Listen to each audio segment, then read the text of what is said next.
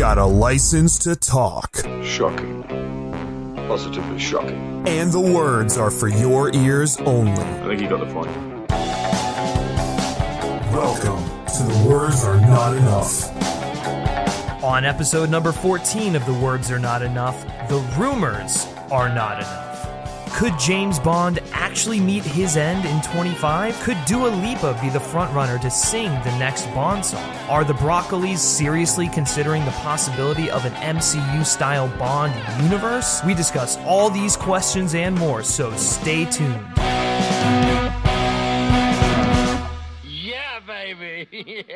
Well, hey everyone, and welcome to The Words Are Not Enough. This is our James Bond podcast where we talk about everything James Bond, from news to rumors to shit going on in the books to stuff going on in comics. Like, everything that you can think of that pertains to James Bond is what we talk about. I am one of your hosts, Griffin 008 Schiller, and I am joined by my lovely co-host, Brody 005 Saravelli. Brody, say hello to everyone. Hello, everybody. Yep, I'm right here. Welcome to our bi-yearly show.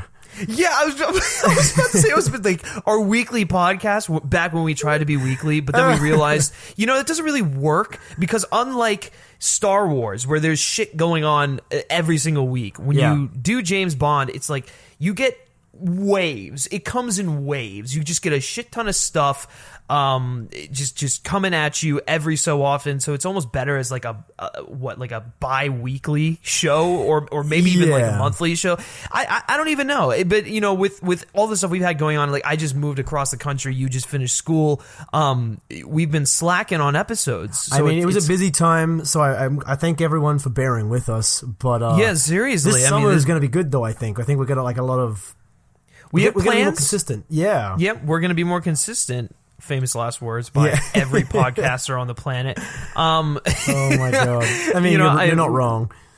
Well, right. Well, I will say, in the absence of this show, I have started up a Westworld podcast, and we've been pretty consistent with that. So, fingers crossed that continues. Absolutely. Yeah, I had to replace you because you were graduating. I had to be like, well, I got to do something else. I got to fucking find other people doing other podcasts, and lo and behold, we're doing Westworld, and you just watched the first episode of season 2, right? I did, finally. I finally got around to it, which, it was good. It was really good. I mean, I don't know.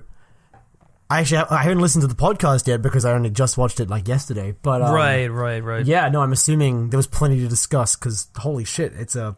it's a mind-blowing show. When I was watching it, I thought it was like a feature-length premiere episode because it felt like it was so dense with information.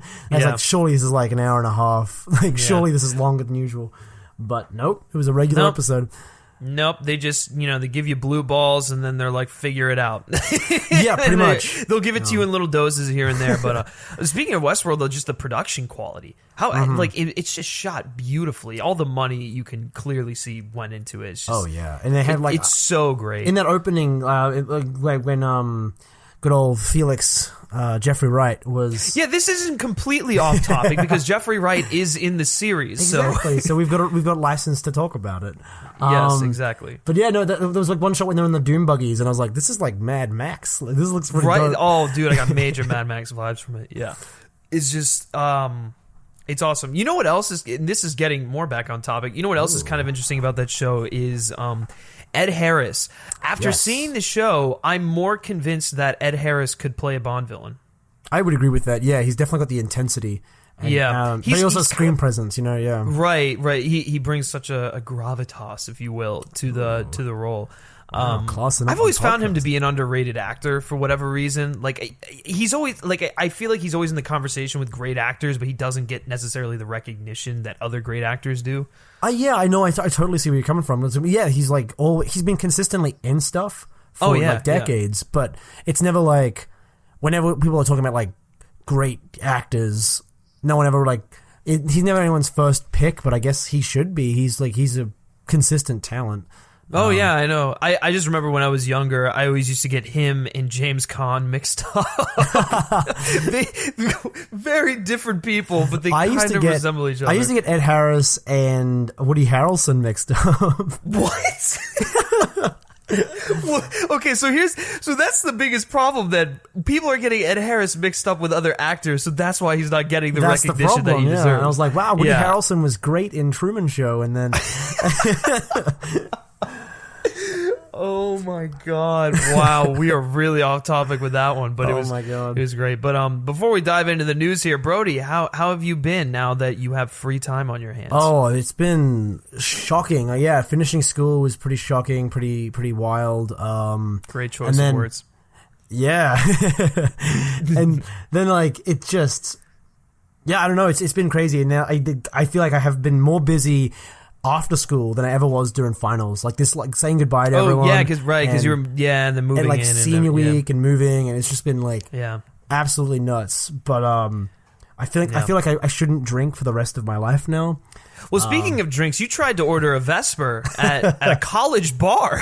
It didn't go so well. It was like the guy didn't even know what I was talking about, and I was just like, I was already a couple of like beers in, and so I was like, it has vermouth in it, and he's like, vermouth, and he's like, no. I just can't even believe that. Like, it was kind of cool when this whole like thing came up because I went to a bar a couple nights prior to that, and they actually had a Vesper on the menu, which I'd never seen before. It was probably my favorite bar from back home, but they had a Vesper on the menu, and I had it for the first time in a restaurant. I was blown away. It was great. It was so good, and I didn't think it was going to be. I thought it was just going to be like drinking rubbing alcohol, knowing Bond and everything, seriously. But like it actually is very classy and has a nice fresh, refreshing taste to it. So that's how that whole came about. Did you feel it? Did you feel it when you finished your first glass? Well, I had several drinks before that, so I don't know if I felt it because of that drink in particular. But yeah, it was an experience for sure. I definitely one that if it's on the menu or they have the means to make it, I want to order it again. Yeah, we should do an our podcast from now on should just be us drinking while we do it. It's going to be called the Bond Drinking Podcast. Yeah, I mean Bond. That's what Bond would do. The Bond Cocktail Show. Or Bond Happy Hour. I mean, I'm just full of names, man. You just keep pitching names here. This is incredible. Now we have to do it. We have to use one of those names. Yes. So if you have a suggestion for our new happy hour show where we're going to talk about all of the drinks in the James Bond franchise, please drop us a comment or tweet at us. Or even if you just want us to do the regular show drunk, please, by all means, let us know. Wow, you're really throwing all that out there. Literally, like a minute ago, I was like, I'm never drinking again, and now I'm like, let's drink while we do the show. That's how it always is. You get fucked up, you get a bad hangover, and then you're like, oh god, I'm done. Like a few days later, you're like, man, I could really go for another bourbon. Yeah, that's it, exactly. or whatever else. I mean, I know bourbon isn't necessarily Bond's drink of choice, but that's more of a Kingsman thing, I guess. Maybe that's why it's more of a statesman thing. Yeah. Which actually, this is like another tangent. We'll get into the show in a second, but I promise we don't usually do this, but it's just like everything just feels natural right now. Right? I was watching.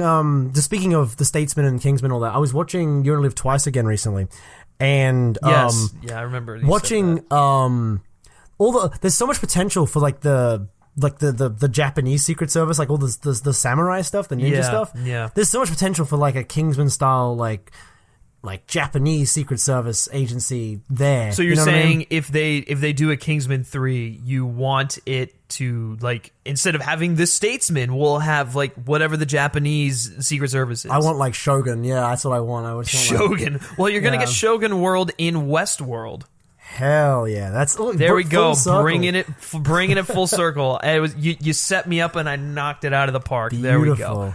Well, Absolutely. yes. After that really long debacle, let's get into this fucking show. We got a lot to cover, and we are not gonna make this short by doing tangents like that. So, anyways, kicking things off. If you guys are new to the show, we usually start with some news and whatnot in a segment we like to call "Tomorrow Never Lies." If you listen to the show, thank you for continuing to listen, and we're gonna dive into some news. So, our first story here deals with Reddit. Ooh. Yes, Reddit. Reddit thinks it knows Bond.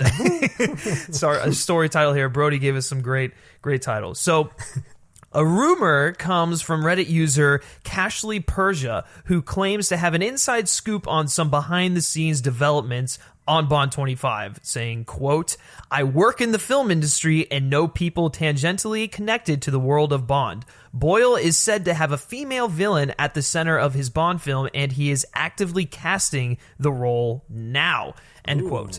Additionally, CashleyPersia alleges that Angelina Jolie is set to play the villain, while Lily James and Dua Lipa, among others, are in the running for Craig's co-lead. Am I reading that correctly? Dua Lipa is in the... Yeah, that's exactly as I read it.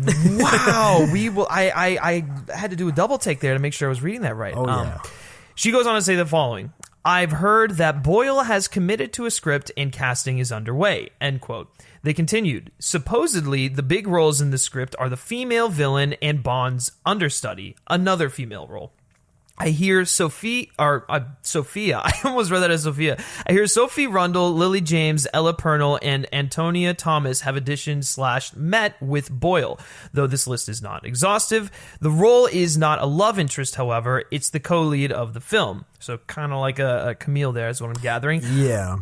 "I've also heard that Boyle isn't adverse to discovering a new name and possibly someone who isn't an actress. Though it sounds like a moronic suggestion, I've heard the singer Dua Lipa is high on the list." End quote. The leaker added, "Finally, the main villain has been written with Angelina Jolie in mind. I've heard this name for a very long while. I've never quite trusted it, but Boyle has wanted her since day one, and it looks as though she's keen. They are now actively courting her, and the script is being adjusted accordingly." And that is what we have for that. Brody, what on God's good green earth do you make of this ridiculous inside scoop from Reddit user CashleyPersia? Yeah, I honestly don't even know where to start with this one. That's mind-bogglingly It insane. really is. It really is. So a female Bond villain doesn't sound like the worst idea in the world. We've had it before, obviously. We've had notably Rosa Klebb and Elektra. But they've always been like femme fatales in Bond. Even if they hadn't been, I see no reason for that not to be. The thing and you could even point to Zanya Onatop too. That's true, yeah. I mean, like, when you get into henchmen, you can start talking about like Fiona Volpe. Oh yeah, and all right. that sort of thing as well. Mayday. But yeah, no. So I don't have like a. I mean, you'd have to be ridiculous to say that that's a bad idea. But Angelina Jolie worries me a little bit, just because I'm always worried when they like get like a big like stunt casting, big name kind of person for these things. And Angelina Jolie is like probably one of the last like movie stars. You know what I mean? In terms of like she reminds me of a time before IP-driven 2010. Hollywood. Yeah, exactly. Where it's like it feels like she was one of those names like Tom Cruise and Brad Pitt and etc. Who were like George Clooney, who you could like bank a movie on their name alone. Whereas now it's less about the actors; it's more about like the property. Right. Well, and the other problem with her is that she really hasn't starred in anything since, like, I think we were talking like Maleficent. And if she has starred in something since then, please let us know, because I just don't recall her doing anything since then.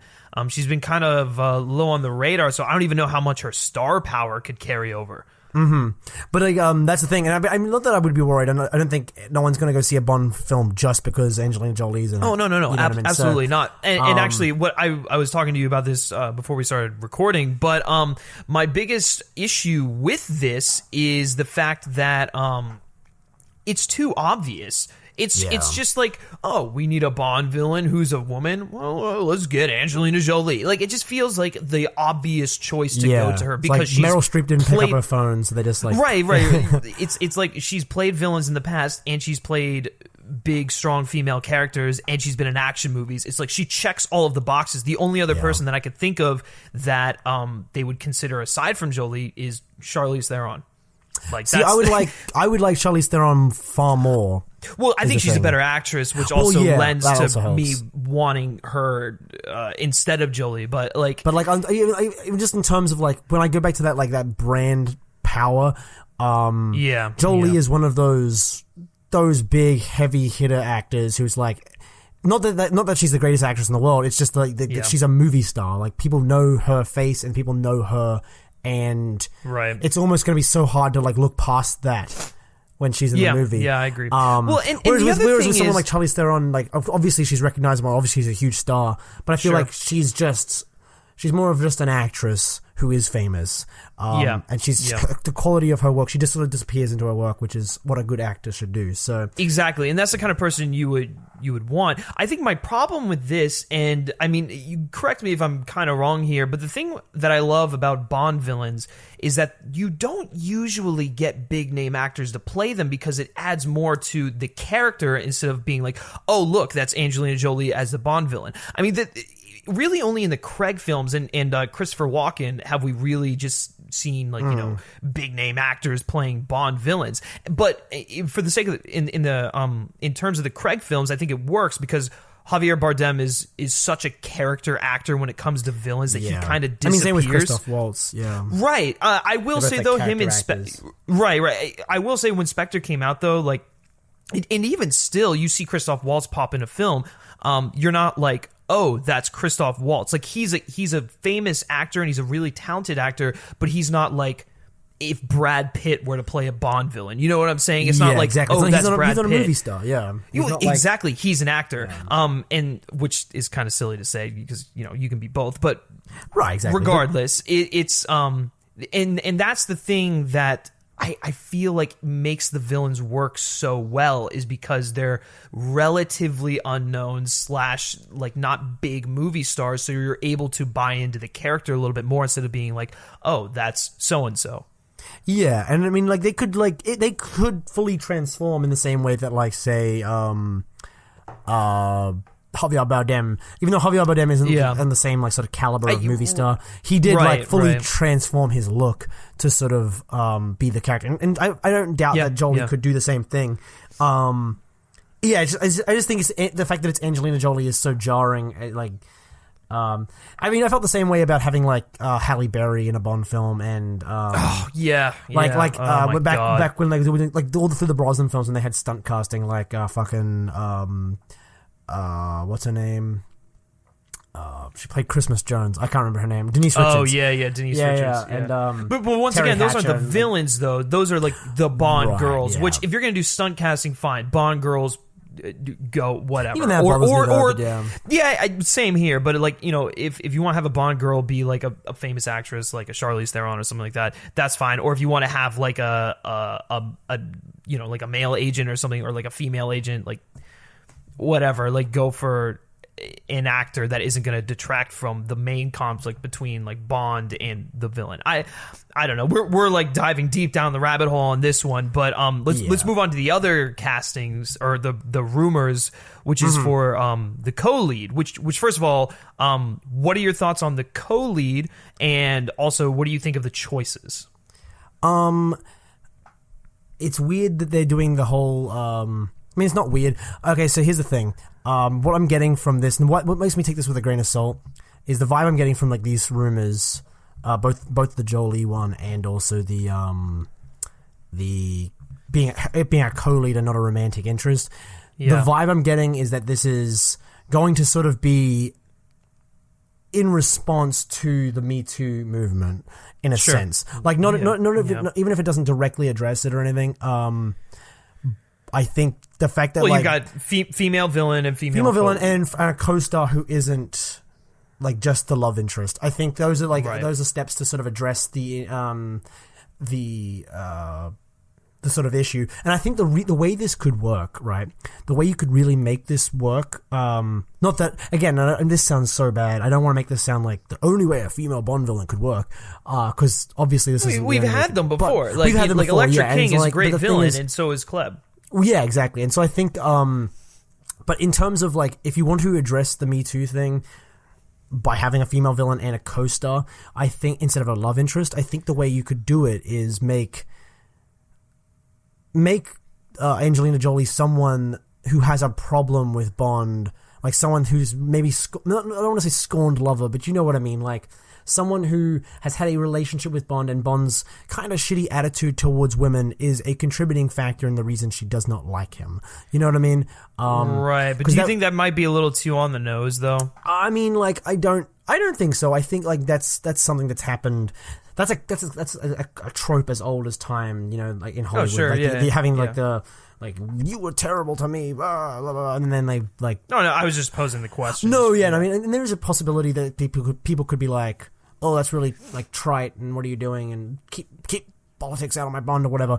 Yeah. Which is a ridiculous statement that will be discussed at a different point. But I just think, like, if you're going to address it, you might as well do something artistic with it. You know what I mean? Like... In the same way that by having like it's like having M be a woman, like that was obviously a reaction to the changing times in the 90s with women in the workplace.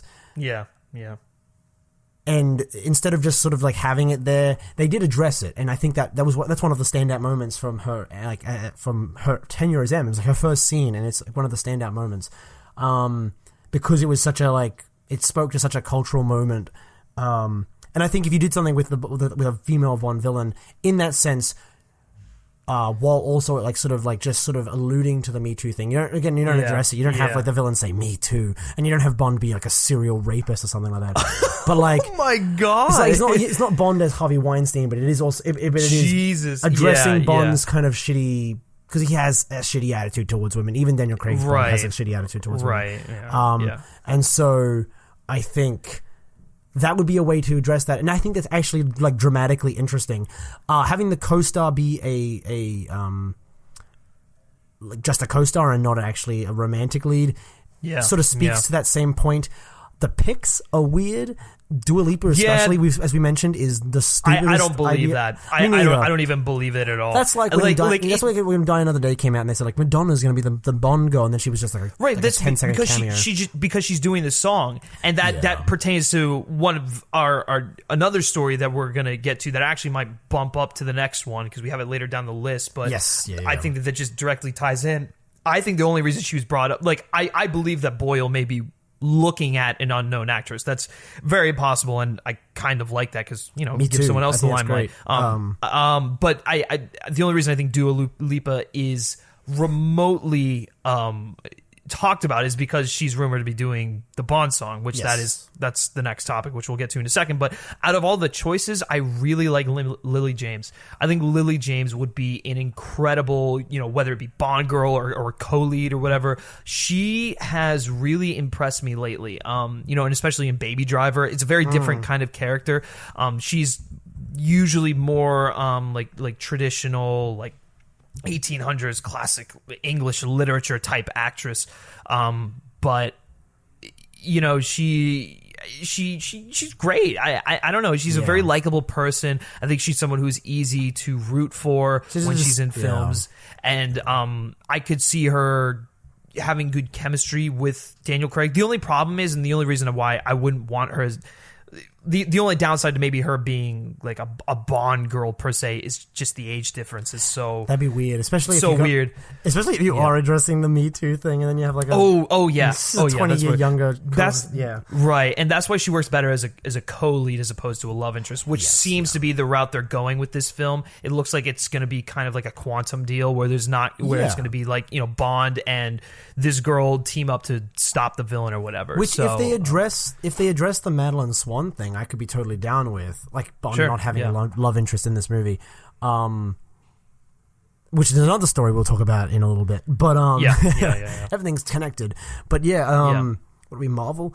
But it's interesting. I think there's potential. I like the idea of there being a female Bond villain. I like the idea of I'm not that I don't love Angelina Jolie for the pick, but the more I think about it, the more it sort of settles with me. I don't 100% hate it. I just think it's very obvious. Like it's but it could be one of those things where it's like it seems so ridiculous, but then you see the first set picture, or you see the first trailer, and you're like, oh shit, I never should have doubted her. She's incredible. Right. Well, and if you're to believe these rumors that it's who Boyle has wanted since day one, then obviously it's a well-written part for her. So I can't, in Danny Boyle we trust, ultimately. Yeah. I mean, we have no choice. We have to. we have no choice, unless Eon decides that they hate the script, which I highly doubt will happen. Yeah. So let's move on to the next topic here, which we were talking about, has to deal with Dua Lipa. So Bond's got new rules. Danny Boyle counts them. Bookmakers have reduced the odds of Dua Lipa being named as the Bond theme singer, now making her the favorite, with Ed Sheeran and Jessie J also being strongly touted as potential artists to get involved. Very small story, just a little rumor here. I'm going to go right off the bat here before I send it to you. I think this is awful. It's just her style is nowhere near where a Bond song needs to be. I do like New Rules as like a club song, so yeah, but not as a Bond song. I mean, granted, maybe I haven't listened to enough of her discography to really make a decision. She could be, yeah. I don't know if she's. Like I don't know if I can picture her singing in my head. It's just very, very odd. Yeah, but Ed Sheeran, we talked about that before. We think that he has the potential to do a good Bond song. We've just never seen him do something like that. Yeah. The more I think about it, the more I just dislike the idea of Ed Sheeran doing it. Right. There are other people I'd rather see do it. Mainly, Alex. Alex, whatever his last name is, I always forget. Alex Turner from the Arctic Monkeys. They just put out a new album, and it's actually, well, first of all, the album is phenomenal, but it actually makes me want to have him or the Arctic Monkeys do a Bond song even more so, because it's less alternative and rock. It's more like just classy, like it's just like, classy kind of music, got some piano going on in there. So I feel like Alex Turner or the Arctic Monkeys, it'd be cool to have a band doing it. I think we've said this before, but right? Cool to have a band and they're British. Yeah, exactly. And they're British. So and as for Jessie J, why? Like, anyways, but I mean, I feel like all the popular artists of the time are always rumored. Like, I feel like yeah.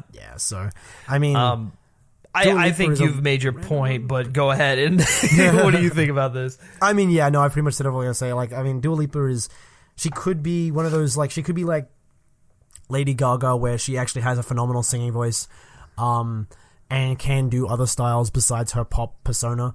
I just don't know if that's the case, and like that they want her to do like a more sort of different from her style, then yeah, absolutely. But then why do you get Dua Lipa? You know what I mean? So yeah, I feel like there's a million other. Eyeing her makes me think that they want her to do some, like, her stuff, which isn't at all in line with the Bond sound. But no.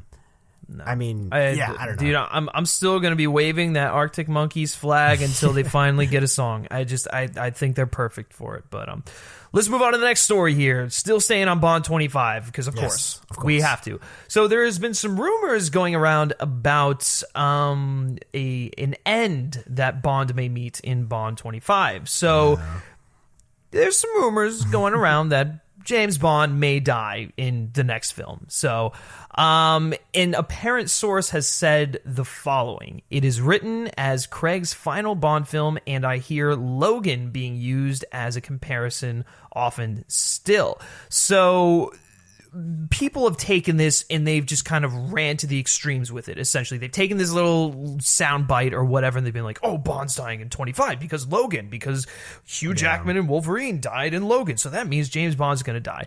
Well, let's pump the brakes on that one, because we have no idea what that means. It doesn't necessarily mean that he's going to die. So those rumors that you may or may not have heard about James Bond's death being a thing in Bond 25 are probably greatly exaggerated, so take that with a grain of salt. However, this is a James Bond podcast, so we have to entertain the idea that this may be a possibility, Brody, yes, what do you think about this? I hate to be negative about all of the news, but it's just really been awful rumors. I mean, but that's the thing. Once you get into the rumor mill, it happens every Bond film. It happens every film. Yeah. It happens Absolutely. Especially for the Bond films, where it's like everyone has like these horrible like sort of rumors that never end up being true. Some of them do, but most of the time they don't. I don't know. Like this is my biggest fear, and we were talking a bit about this before the show, but like Daniel Craig entered Bond at such like when Daniel Craig entered Bond, Hollywood was in such a different place than it is now, and there is such it's been like over a decade, and there is such a emphasis after these Marvel movies. There's been such an emphasis on continuity and like franchise building and all this kind of thing. And I'm worried that like they're going to try and fix something that ain't broke, essentially, and they're going to say, well, we need this like change of actor to make sense, so we'll kill Daniel Craig's Bond and then reboot and do a new Bond. And I think that's overcomplicating what is something that has like been accepted for 50 plus years. People just accept at this point that Bond gets recast and it's the same guy. I mean, most people accept it's the same guy. Some people have you've got those lunatics who believe the theory that it's a code name. Oh jeez. Which again, this would probably fucking embolden these people if they killed Bond. Oh my god, it would just add more credibility to that theory, and then eventually they might go with it, and then we're fucked. Lee Tamahori wanted to go with it, and he was a fucking director of a Bond film, so that's how close we got, people. But I just think that's a terrible, terrible idea. It sounds exhausting, considering we just spent all of Daniel Craig's tenure, essentially. We don't know what Bond 25 is going to be yet, but the first 4 films of his tenure have been literally established, like basically stripped Bond down to its barest roots, and then it built him back up. And we explored his backstory, we explained the why of Bond, and then to just kill him off at the end of that and say, well, that was fun, now let's just start from scratch again. It's like, why? You just spent 10 years building this foundation like for who Bond is, and now you're just going to abandon it? That's ridiculous. And it's just... Well, and even still, when they are casting a new Bond, why do we have to go back and do the origins again? Like, Craig was the first time we ever saw that, and it was refreshing because it was different, but we don't need to do it again. We know who the character is. We've delved deep into his psyche in the past 4 films. Let's just go on and make a good Bond film with a new actor. Yeah, exactly. And it's like, and then they could just, even if they rebooted, they could just jump in, like, from the middle, like the next actor could just be like, oh, they don't do the origin, and they just sort of like, he's in the middle of an assignment or whatever. They could just do that with a reboot, but again, why squander all of this mythos that they've built up for like 4 films? And on top of that, why start this new tradition of killing off Bond every actor? Because then it's like that it's just like, oh, it's his last movie. Well, he'll probably die in this one. Yeah, exactly. It's dumb. It'll just get ridiculous and boring, and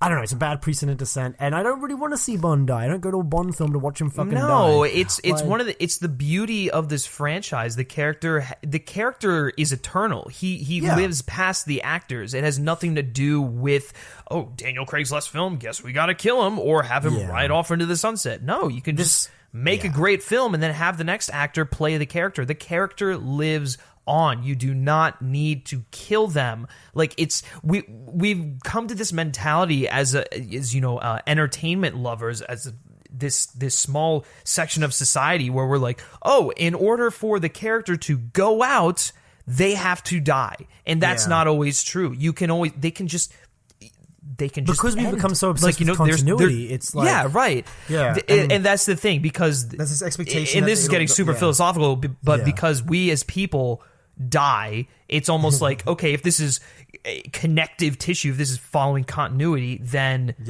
the character needs to die. And I'm just like, that's not what needs to happen. That's not what makes Bond great. What makes Bond great is that he has survived for so long, and been played by many different actors. So it's just I hate the notion that this could be possible. If it happens, then hopefully it's the only time it happens and they never do it again. But then once you've done it, it's kind of like it's been done, and then. I mean, you could look to comics for this and see, like, they've killed Superman, they've killed Captain America. But that's the those thing. are one-offs. So, like, James Bond isn't that same thing, though. I agree with and, you, which is why I'm just saying, like, if they were to do it, and then I mean, that's it. Like, just fine, whatever. You killed him for this point in time. That's it. What it makes me think of, the thing that reminds me of the same with the codename theory. It more so than comics, it makes me think of like Doctor Who, where oh my god, where they've built in an excuse to recast every 5 or 6 It's just years. lame. It's lame. Which I mean, it works for that show though. Like it makes sense for that show and that character or whatever. Right, but, like, for that show, not for like. But it makes me other think of that. Where it's franchises. like we need to explain this now, and so we got to come up with a reason. Bond doesn't need that. It needs to just no, be not at all. what it is. And like, and then going back to the Logan thing, I don't want them to take inspiration from Logan anyway, because I'm sick of okay. It's like it's the same thing that happened when The Dark Knight came out. Every superhero movie from then on forward needed to be dark, gritty, and realistic. So now Logan came out. Oh, now we need to have a mature character piece on this person where he ultimately meets his end. Yeah, and also they have to be aging, which it just so happens Daniel Craig is older. Even though we did the aging Bond film in Skyfall, so we can't do that again. Exactly. Oh, yeah, So there's just like there's so many reasons why not to do this, and I just don't want them to keep modeling these films after whatever the most popular fucking like blockbuster is at the time. It's exactly. like, oh, Logan was super great, game changing. Let's copy that. And it's like, no, just do your own thing. Bond should be a trendsetter, not a trend follower. Right. Well, and we saw what happened when Spectre came out. It was basically trying to be a Mission Impossible film, and it didn't bode well for some viewers. I didn't even think it was trying to be Mission Impossible. I got more of a like. From Spectre, I got more of like a. I got like a Dark Knight vibe from that one. Really? I got like I didn't Dark get Knight that. Rises kind of thing. Which I mean, people have accused Skyfall of being Dark Knight as well. Well, anytime you make a dark and serious movie, it's The Dark Knight. I'm like, not necessarily. Sam Mendes has said he was inspired by that film, but when he was making Skyfall, but I don't think that means he didn't write the script. You're inspired. I mean, people are inspired by many different things. So just because he said The Dark Knight doesn't mean that was the biggest inspiration. I mean, that's a whole other topic. But I mean, and people say the same thing about like Quantum of Solace, like, oh, it's just a Jason Bourne ripoff. Like, I'm so sick of like these just kind of following the trend of the time. Just like, I mean, I get that's been a thing the Bond films have done forever, right? But at the same, you could go back to Moonraker, very clearly inspired by Star Wars. Basically, all of Roger Moore's films, like Blaxploitation and Man with Guns, like fucking kung fu movie, like a I mean, you could do that, but I don't know. I don't want to see that for Daniel Craig's. I don't want Daniel Craig's films to be derivative of other films, and especially not Logan. I just don't think Logan is tonally right for what they've established for Daniel Craig's Bond. Like, not Daniel at Craig's all. Bond is not serious, at all. And he's and if you look at the he's character, serious and he's gritty, but he's not a nihilist.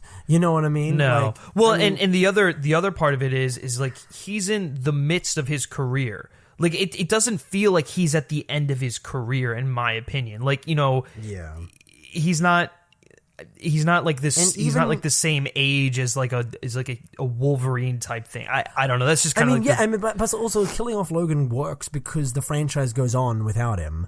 You know, sure, yeah. Maybe not. He's just like one piece. He's just a to piece the of the X-Men puzzle, franchise, and so you can replace him with his daughter. And it's like, that's happened in the comics, and also it just makes sense narratively to keep the universe going. With Bond, the universe ends with Bond, so why kill him off and then start again almost immediately? Well, and in this, forced. exactly. It seems so ridiculous and forced. It's like, that's why it's not the same as killing off Superman or Wolverine. It's just like, those universes exist outside of those characters. Bond's universe we don't watch Bond movies unless they're about Bond, you know. So yeah.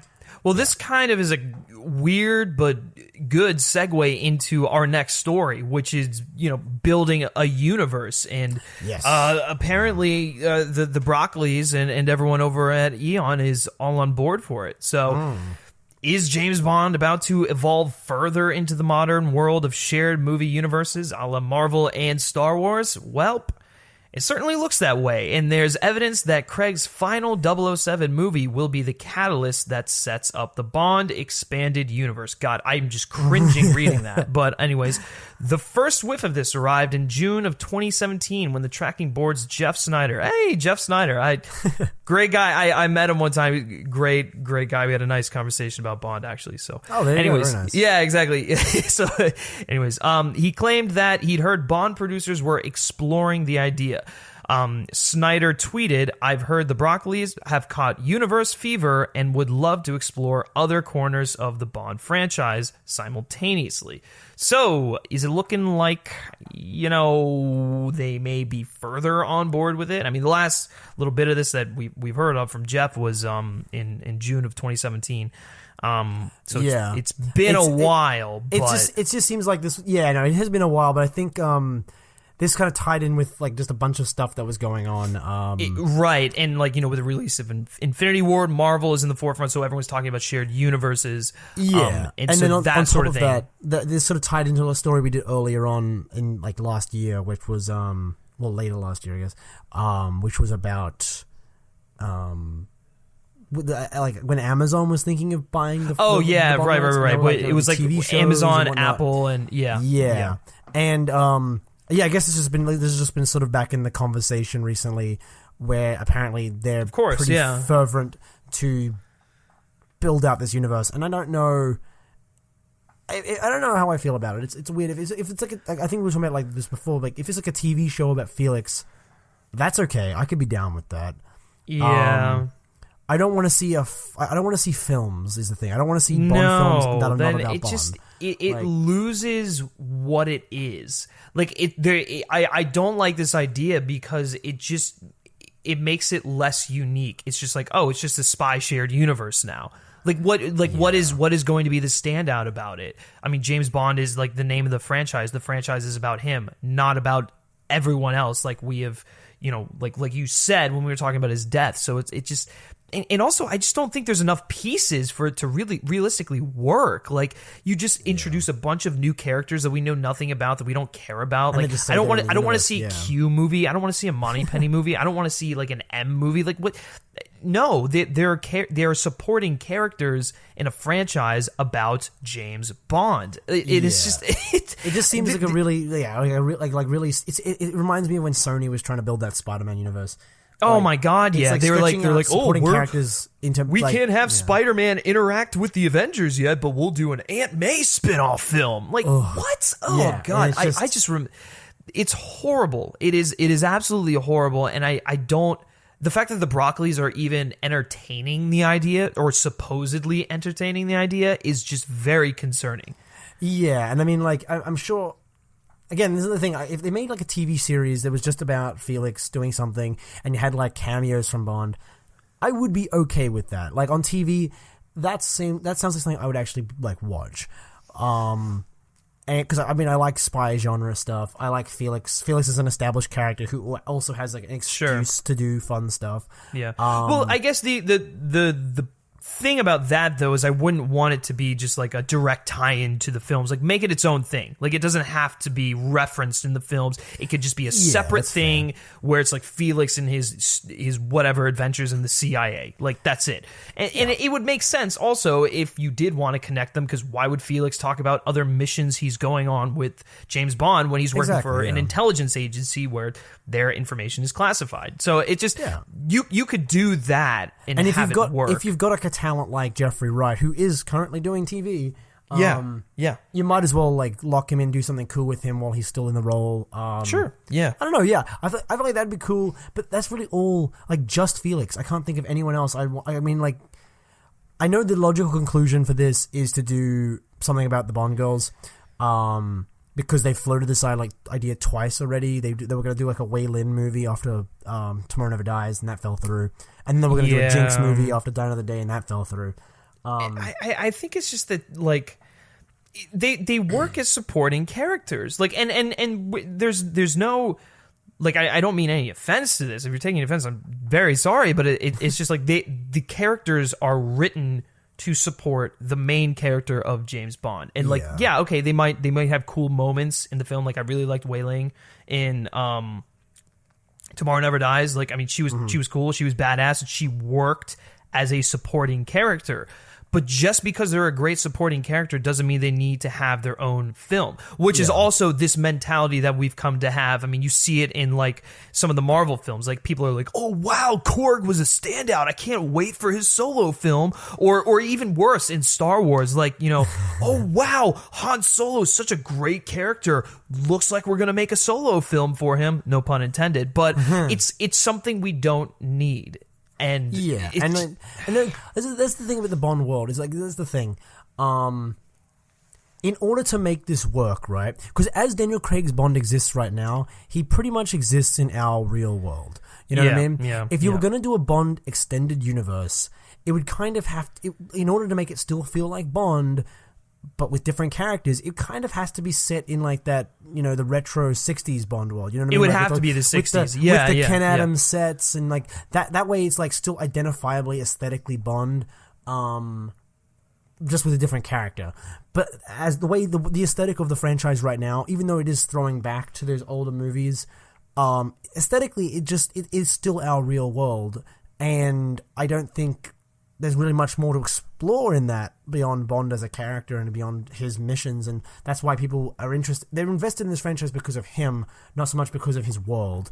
And exactly, because he exists in our world, like you were saying, like you know, back when Dr. No came out, he existed in that period of time. You know, it's just like he has evolved with the times, which is one of the reasons why the character is awesome and why the films are such a great product of the time period that they come out in, is because he is the story taking place in the period of time that he's taking place in. Yeah, and then that's the thing, like, I just don't know. I mean, because you could say the same thing about Marvel. Marvel's our world, just like with more stuff. But I don't know. It just seems like it would be. It's fantastical. They're superheroes. Like it's completely different in the Bond universe too. I don't want to make it sound like it's not like a unique thing. It's just, well, I mean, there have been in the past. Not so much the current continuity, but I don't know. Yeah, that's the thing. What would make it recognizably a Bond spin-off beyond saying it is? You know what I mean? If you make a movie about Moneypenny, it's like, okay, well, I know this is Moneypenny, but what else about this movie is saying this is a Bond movie, but like about a different character? It's like, she gonna verse megalomaniac? She's a fucking secretary. Like, I mean, I get that she was. Oh my god, that's the tagline for the film right there. You think I'm just a secretary? You ain't seen shit. Shit, like, oh my god. Well, yeah, the Q movie, the fucking tag. I can see the Q movie. It's a Q origin movie. I can see the poster. It's a silhouette of, it's Desmond Llewellyn's silhouette, because I can only imagine this is Desmond Llewellyn. Yeah. But it's like, it's his silhouette with his like really low lighting. He's facing away. There's like there's a silhouette of an Aston Martin on a grey background. He's looking at it, and there's just it just says Q. Well, it says Quartermaster on top of it, and then the tagline on at the very top, it says, "Now pay attention," and that's. Oh my god, I'm done. I'm done with this extended universe. I can see it, and it makes me hurt. It makes me hurt so bad. It's just like a really bad parody. It's like a Saturday Night Live skit. Seriously, it feels like the M movie is just M, like he's just like it's just a string of meetings. It's like a dramedy where it's just like he has a string of meetings with different 00 agents, and every mission he describes to the agent sounds more exciting than the movie you're watching. yeah, that is. Oh my god, SNL, if you're listening, there you go for your next episode. Make that a thing. Yeah, holy crap. Shit. All right. Well, speaking of NBC, our next story deals with an actor who was actually on the Tonight Show with Jimmy Fallon. So, yes, Michael Shannon. He was recently a guest on the Tonight Show with Jimmy Fallon, and Fallon brought up the potential for Shannon to take on the role of the villain in the upcoming Bond film. Thank you for that. The support on the transition. It just so happened that it kind of worked. I've kind of been on top of those today, so I'm very happy about that. So anyways, Shannon replied with the following. I think this might have something to do with the fact that out of all the people I've been said I resemble, and there's a rather long list. I read that completely wrong. But the only one that's probably at the top is a Mr. Richard Kiel, who played the fellow Jaws in old-timey James Bond movies. Yeah, that's who people say I look like most often. You know who'd make a good Bond villain? My cat. Great, just great statement there by Michael Shannon. But yeah, it begs the question, would you like to see Michael Shannon as a Bond villain? I think this is a pretty easy answer for myself. Yes, 100%. I mean, he's great. He's a really great. He's great in a villain role. Like I mean, we see most recently with The Shape of Water. I mean, he was one of the standouts in that. He was one of the highlights of that film. He really is able to dive into characters and bring them to life. Yeah, that's exactly right. Yeah, that was the word I was looking for. He has such an intensity. He always brings his A game, and he's such a delight to watch on screen. Not in necessarily a good way, but in a way nonetheless. So Brody, what do you think of this? Oh yeah, no, I totally agree. Michael Shannon is one of my favorite working actors right now. He's just constantly compelling. I love everything he's pretty much everything he's done. I mean, he's done some pretty weird stuff as well, but I mean, like every actor has, but sure.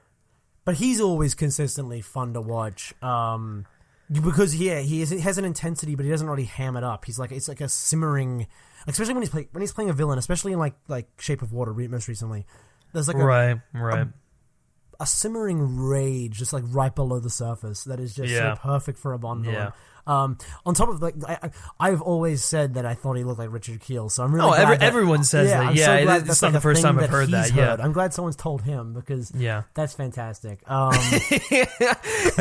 like how he's like, the guy who played the fellow Jaws in the old timey. I love how he says the fellow, like that's my god, in the old timey James Bond movies. I'm like, come on, Michael, you were like growing up during that time. It's not that. I mean, man. He didn't say no, so that's fun. That's nice. At least. Right? Yeah, I think he made light of the situation as we'd expect. But I think that's a pretty easy buy on that one. Michael Shannon, he's a great character actor, plays a great bad guy. Sure, why not? Mm-hmm. All right, moving on to the next story: Deadpool 2. And James Bond. How do they correlate? Well, while doing an interview with Cinepop for the upcoming Deadpool 2, Marina Bacon, who plays Vanessa in the film, was asked. Wow, that was really bad. Was asked who she thought should play Bond next. I think it's going to be me, of course. I have to be the next one. I have the training. All right, so there's something. I feel like she's just being a little facetious with that. Oh yeah, she's being coy. I mean, they definitely fed her a question which had almost nothing to do. I guess I just don't understand. Like, where did that come from? Like, so who's gonna be the next James Bond? I think they just want a headline. They might have been talking about something that like just tangentially like led to that. And they're like, well, this will make a fun headline. Like, Deadpool 2 wants to be next James Bond, and like it's right. She played it off with a good joke. Like she had fun with it, which is all you really can do. So but I mean, we have already given our thoughts on the potential of a female James Bond in some of our previous episodes. So if you want to go check those out and give our full thoughts, we don't need to keep bringing it up every freaking episode, which it seems we are. But I like that she's having fun with it. I do think she's good in Deadpool. She was a great love interest for Ryan Reynolds. That doesn't necessarily mean she'll be a good James Bond, but I love how she played off of it, and that's that. Yeah, I mean, there's nothing more to add to that, yeah. It really is. It's pretty straightforward little story there. So we got our final story here of the day. I know, final news story. We're already very, very much long into our show. That I don't even know if that was a cohesive sentence, but I said it. I guess my mind is starting to deteriorate. But anyways, we've got our last story here. It deals with Léa Seydoux. Is she going to return for Bond 25? Well, last year, a leak claimed that Craig's 007 will marry her, only for Swan to be murdered, sending Bond off on a revenge mission in a story reminiscent of On Her Majesty's Secret Service, which we have brought up that influence on Bond 25 multiple times. We brought up this rumor, back when it first came out last year. So this is kind of nice that we're getting some further development on this. But now Neil Purvis and Robert Wade their script is said to have been sidelined for Danny Boyle and John Hodges' storyline, throwing Swan's return into question. Well, now this looks even less likely after Variety have reported that Seydoux has signed on for The Horse Boy, which is set to start shooting in October, which is expected to unfortunately be when Bond 25 also begins filming. So, her return, it's in question. Is she going to come back? Are they going to write her out of the movie? I don't know. Brody, throwing it to you. What are your thoughts on this? What do you think is going to happen? I honestly, I mean, there's like what I think is going to happen and what I hope happens, and they're completely divergent. Sure, yeah. I would love to see some closure with this character just because they set it up so obviously. I mean, if you've listened to this podcast before, you've heard me rant about how I really don't want them to drop the thread that they left hanging in Spectre, just because I feel like it would be an absolute waste, considering they pretty much squandered it last time as well with right. Diamonds Are Forever. And so I don't know. I mean, I guess in the end you could just write it up as being like, this is another ending where he rides off into the sunset with someone and then the next one just resets and like, oh, they had a breakup off screen. But they kind of played their relationship as being similar to like Tracy, where it's like she was going to be the end all. He was going to settle down with her and everything. The service at the very left end the service, yeah, and like and we've mentioned this before, but the original line that the movie ended on was Bond saying, "We have all the time in the world," which is obviously a callback to On Her Majesty's Secret Service. Right. So obviously that was the direction they were taking her character. And then they left Blofeld alive, and he like stared ominously at them as he was taken to prison, which never happens for most Bond films. So right, yeah. So it's just I would be disappointed if they don't, but I wouldn't be surprised if they don't. I feel like this change in creative team, which was inevitable, and the fact that he has his own idea going in, Danny Boyle has his own idea going in, leads me to believe that we've seen the last of her. She's not going to die at the beginning of this one. They're just going to not even address it. It'll just move on. Yeah, I think what this is, what it's doing, and when we heard that Danny Boyle was taking over, it really lent credence to the fact that it's just going to be its own thing. It's going to be a standalone film. It's going to be like, the Spectre happened, the events of that movie happened, now we're on to the next chronicle in... or the next chapter in Bond's life, which that's not uncommon for James Bond. In fact, that's usually how the films go. It's only been recently where there's been connective tissue. So, with that in mind, I'm kind of indifferent on it. I would have liked to have seen her return and maybe like finish out that arc, because it's been so pertinent to Craig's films that there's a through line through all of them. Mm-hmm. But at the same time, it might just be kind of refreshing to get an original Bond story that isn't, attached to anything in particular. It seems like Danny Boyle's got this idea that he really just wants to make, that he's had for years as well. And so I'm kind of keen to see what it is, to be honest. And if that means, throwing out the continuity, then whatever. Bond had a nice send off for the. In Spectre for his, for the continuity thing. So I wouldn't be too mad. The only thing that I would be disappointed about is actually not Léa Seydoux, but it's Christoph Waltz's Blofeld kind of being left just out there in the open. But it also does, leave open the door for him to return in later films with a different Bond. So there's upsides, there's downsides to it. It's disheartening, but at the same time, I'm cool with seeing something original and different. Yeah, and I don't want to make it sound like I'm like hung up on the continuity thing, because we were just talking about how like that's something that I'm not hung up on the continuity. Right. But at the same time, like you said, they have made such an emphasis of Daniel Craig's Bond to be almost serialized in a way that the novels were too. So it's not like it's this completely foreign idea. Because in the novels they always reference previous missions. Even the early Connery films always were talking about like Dr. No and. Oh right. Well, I mean, you could even look to On Her Majesty's Secret Service when he's pulling all the stuff out of the drawer, and it's like reminiscing about the old days. Yeah, no, absolutely. And so I think I kind of liked that they were sort of leaning back into that serialization, and it would be a shame to just completely drop that thread without an explanation, even if like. Well, I don't know if they'll completely drop it. Like they might be like, "Oh yeah, how was that?" Like it'll be like a line or something like that, referencing if they do that, something. Then I'm okay with it. Then I might be okay with it if they say like, if M says something about like, well, you left the service for this girl and now you're back or whatever. Like obviously better written than that, but right. You know what I mean? Like having something that address the fact that he left the service at the end of the last film and now he's back. If you just address that and I think they will definitely have to. They'll have to address that no matter what, because if he leaves the service, he has to come back into the service or he has to be on his own mission. I mean, yeah, true, but I just feel like they might not address that, which would annoy me. Yeah, it wouldn't be the first time that Bond's continuity was.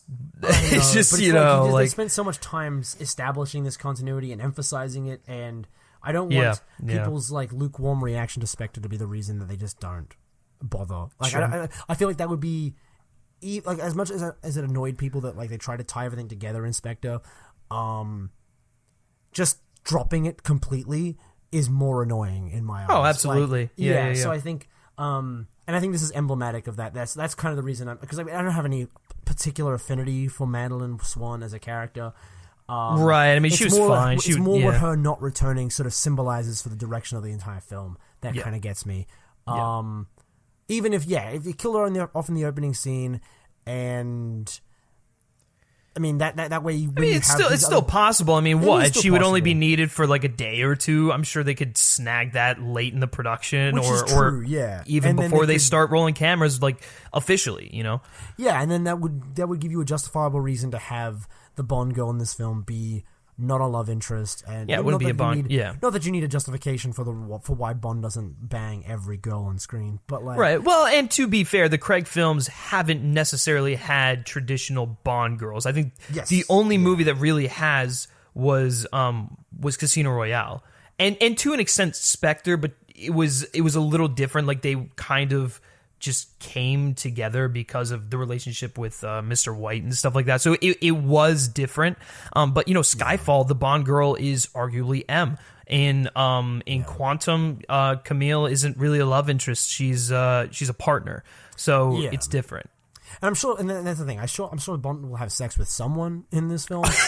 That's the next topic. Who will Bond have sex with in Bond 25? I guarantee. I remember when Quantum of Solace came out, and they made such a huge deal. Everyone was like, Bond doesn't have sex with anyone in this film. And then when they actually watched it, and they found out that he had sex with Strawberry Fields, and everyone was my God, which is incredible name. Incredible name, yeah. And Strawberry Fields. Gemma Arterton is like underrated. I think she was. Oh, she's very underrated. You never see her or anything. So I was glad that she was in Bond, she was in Quantum for that short bit as Strawberry Fields. Oh my God, that is just pinnacle Bond. But anyways, that is going to do it for Tomorrow Never Lies. Let us know your thoughts and opinions on any of the topics we discussed in the comment section below of wherever you're listening to this show. And that means we are on to our next segment, which we call Q Branch. This is where we talk about all the little bits and pieces of information from Bond that don't directly pertain to the film in production, or in pre-production in this case. That's where we talk about the comics, the books, all the extended Bond lore, and this is where I hand over the show to Brody for him to, kind of narrate us through this. So, Brody, what do we got in Q Branch? What do we got? Well, we have our first little piece of news is the book for Forever and a Day, which was written by Anthony Horowitz. Yep. It's his second Bond novel. Yeah, I believe it's coming out this summer, right? Yes, I believe. Yeah. I should have wrote down the the release date. Well, we talked about it either last episode or the episode before, so there's a there plug. you go. Go back and watch those. But we got a lot of plugs for those because there's some good stuff in those old episodes, even if the news is old. War of our podcasts. It references every other podcast we've ever done. Oh and my god! If you haven't watched all the other podcasts, it makes very little sense. Yeah, that's true. This is all payoff, baby. But yeah. Essentially, we've talked about the person I'm about to introduce in previous podcasts as well. But essentially, they've announced they're releasing an audiobook for the book, which isn't surprising. What is interesting is that the book is going to be narrated by Matthew Goode, who is actually someone that's been speculated to be the next Bond. He's been thrown into the ring with other people. I think bookies have him pretty high odds. Not the highest, but he's definitely up there. Sure, yeah. Which is interesting. Matthew Goode, I think, he's a suave British actor. I mean, he was Ozymandias in Watchmen, and I loved him in that role. I was trying to picture him. He's been in I've seen him in as well, I think. And right, yeah, he was in The Imitation Game. He's a great actor, and he carries like a sense of class and suaveness, which would be a nice counterbalance to Craig's more like realistic, gritty and brutish Bond. And so we were talking about this, like, oh wow, Matthew Goode. He would actually be a good James Bond. So it's kind of funny that he's going to narrate the book, so we'll get a little taste for his Bond voice in there. And I'm really keen to listen to it because I've been on a big audiobook kick recently. Living in Los Angeles with all the traffic, it's kind of a must. So whenever that drops, I'll have to go look at the date. I'll be pretty keen to see how Mr. Goode does, but I'm looking forward to it because like I said, like you just mentioned, I think he would be a great James Bond. Absolutely, yeah. You pretty much said everything I was going to say. I'm not terribly familiar with him. I forgot he was in Watchmen. Really? Wow. I did. Yeah. No, I knew. I remember the performance. I just didn't associate the name Matthew Goode with him. Yeah, sure. Yeah, I don't have a face in my head for the name yet. Yeah, that's fair. But yeah, no, I mean, I totally agree. He'd be.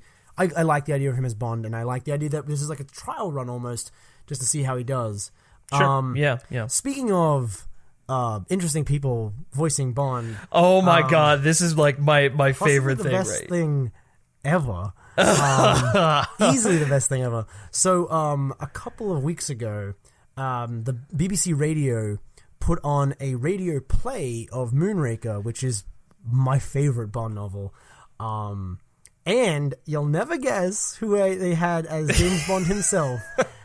James Bond himself was played by the one and only Toby Stephens, who, if you're not familiar with that name, he is, first of all, the son of Maggie Smith, which is interesting. Yeah. And two, the illustrious Gustav Graves from Die Another Day, which to plug previous episodes was the last film that we talked about. So if you want to hear our thoughts on Die Another Day, go check out the last episode of The Words Are Not Enough. Boom, we are just plugging everything. Oh my god, it's just unstoppable at this point. But unstoppable. Toby Stephens is the plugs are not enough.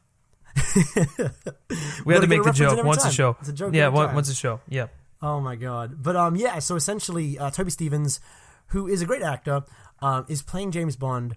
So it's interesting that we have a former Bond villain playing James Bond, and then on top of that, which we talked a little bit about in the Die Another Day podcast, which is that I feel Gustav Graves is probably most heavily inspired by the novel version of Hugo Drax, who is in the novel Moonraker. So I just think it's interesting that he's gone full circle from playing a version of Hugo Drax to playing Bond himself in this radio play. I haven't actually gotten a chance to listen to it yet. I haven't either. Yeah, I'm really off of iPlay on the BBC website, which I guess I'm sure it's on YouTube somewhere. But it sounds pretty cool. It's got like music that goes with it, and there's like a cast. I don't know. I'm not familiar with these actors, but Samuel West plays Hugo Drax, and Catherine Kingsley plays Gala Brand. Who, I think I've heard of her before. Catherine Kingsley? Yeah. I mean, I'm not she sounds familiar. Terribly familiar with her. And it's directed by Martin Jarvis, who I don't know who that is, but I just love the idea of there being a radio show. I hope they do more of these. That just sounds cool. Yeah, I agree. Be a nice gateway for people who haven't read the books to getting into it. It's like only an hour and a half long. So, right. Well, like for someone like me, like I've never read Moonraker. I haven't read a lot of the Bond books, so this is actually like the perfect thing for me. I'm really definitely interested in checking it out. You said it's like an hour and a half. I mean, it's like listening to a podcast. Like what you're listening to right now will probably be longer than that radio play. So definitely go check it out. Instead of listening to us, you could be listening to the silky tones of the one and only Toby Stevens. Toby Stevens, yes. Oh my God, I just love that he's playing James Bond. I'm sure he'll ham it up. Oh, it's delightly. I can't wait. Yeah, yes, delicious. We'll talk about it when we delicious. We'll probably have to talk about it when we actually listen to it. Listen to it, yeah. Yeah. I'm actually probably just next episode. I'm peering through the cast list right now, and I'm actually just noticing some names that I missed before. Jared Harris plays the head of Special Branch. Oh, get out! Yeah, which is actually kind of awesome. Wow. Yeah. So this is like, this sounds really interesting. So definitely go check that out. Because, or we'll go check it out too. We can't preach and then not do it ourselves. But right, no, we'll on the next regular episode we do, not the next episode of this podcast, which we'll discuss at the end of the show. But the next regular show that we do, we'll probably discuss it there. Yeah, absolutely. And so that about does it for that. I mean, if you need a fix in between movies, this might be the closest thing you're gonna get. And this, so just go check it out. Okay, the next story, our penultimate story, is actually just a quick little one about Marvel. Since we've been talking about Marvel a lot this episode, and it seems like it's almost inescapable to talk about movies and not talk about Marvel at this point. Yeah. But a lot of people have noticed when they watched Black Panther, there was a strong James Bond influence, and we've heard a couple times that was the intention. That Marvel had basically said to Ryan Coogler, the director, that they wanted Black Panther to be their James Bond. And so recently, Ryan Coogler was talking, he was giving an interview about Black Panther, and he sort of addressed the whole James Bond influence thing, and he said he hadn't actually thought of it himself, but he liked the idea, and allegedly popped in a copy of Octopussy and started making notes. Wow. What out of all the films he could have used, absolutely. just Octopus wow. is underrated, just man. wow. Oh my God. It's like a classic rainy day Bond film. You just put it in and you just enjoy it. Just enjoy it for what it is. Absolutely. It almost gets the formula just right. It's just the right amount of Roger Moore. But anyway, so he's quoted as saying, we watched a bunch of Bond films, but that was really early in the research. Once we realized the themes we wanted to explore, we started watching different films as well. Yeah, so that makes sense. Yeah, but there is a very strong influence. Like the whole casino sequence feels very Bondian. Yeah, I would say really the beginning from Black Panther when he embarks on the mission to go after Claw, and especially the scene with his sister Shuri is very Bond influenced, very Q scene, and then like the casino stuff, the chase in the city. Yeah, there was definitely a lot of Bond influence in that section. But and even the way T'Challa is kind of like effortlessly cool. He just sort of projects that kind of confidence. He was very suave in that. So that was good stuff. And you could even look at Martin Freeman's character as being kind of like a Felix. Yeah.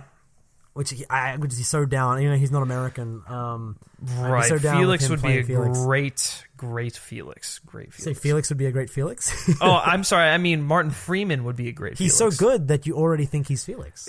Well, exactly. I mean, if Jeffrey Wright doesn't want to come back, then sure. Oh, I hope he does. He's great. If Jeffrey Wright's too busy losing his mind in Westworld, then at least we have Martin Freeman.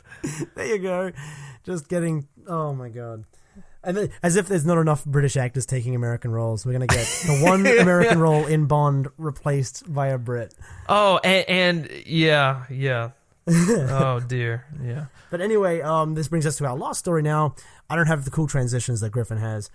It's okay. I'm just naturally talented. That's the thing. Yeah, no, we can all aspire to be like that, but seldom do we reach those heights. Yeah, you just gotta sleep solid 6 hours. Yeah, drink coffee. And you'll be able to transition as well as I do. Oh my god, it's so easy. But anyway, so this last story has to do with my favorite Bond, good old Timothy Dalton himself. Hell yeah! And it has to do with why he didn't do a third Bond film. And we've always heard like speculation on why he didn't come back. Most of it was like, so much time had passed between it, and he was just moving on with other projects. Right. But recently he did an interview with The Week, and he sort of just discussed when it came time to do Bond 17, why he didn't come back after the 6-year gap. And so essentially he had the following to say. I won't do a Timothy Dalton voice. I was joking before that we were talking about this, and we were like, but he has out of a hard all voice to imitate. Yeah, it's like out of all the Bonds ever, like his is like by far the hardest to do like an imitation of. Yeah, my best attempt would be like, that was my worry going into the James Bond franchise, certainly. Like, you know what I mean? It almost becomes Pierce Brosnan then. But I don't even know what that was, but sure. But essentially, what he said was, that was my worry going into the James Bond franchise, certainly, but it wasn't why I left. Which he's referring to the hiatus, the 6-year hiatus. Right. He said they were interviewing directors. We were really rolling forward, ready to start. It was actually quite a good story, I thought. But because of the lawsuit, I was free of the contract, and Cubby Broccoli, who I respect as a producer and as a friend, asked me what I was going to do when it was resolved. And I said, look, in all honesty, I think that I will continue. He asked me for my support during the time, which... He doesn't think he's going to continue. I just want to make sure... Sorry, I misread that. Yeah, I don't think I will continue. He asked for my support during the time, which, of course, I gave him. When the next movie did come about, it was about 4 or 5 years later, and Cubby approached him and asked if I would come back, and I said, well, I've actually changed my mind a little bit. I think that I'd love to do one. Try and take the best of the two that I've already done and consolidate them into a third.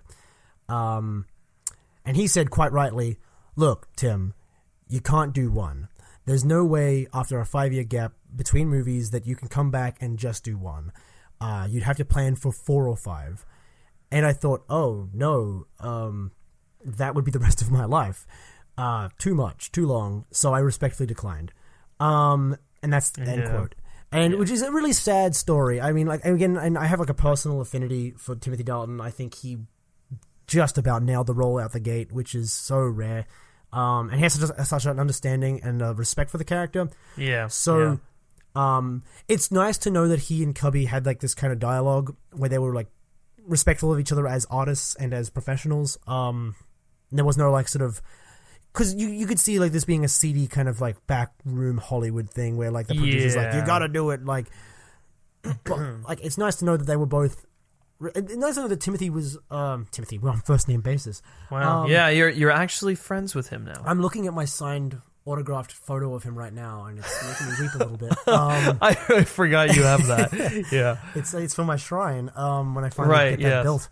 But it is upsetting. But I do. I like that he respected the role enough to say, "Well, I want to do it, but I don't want to do it for the rest of my life," which is totally fair as an actor. Sure.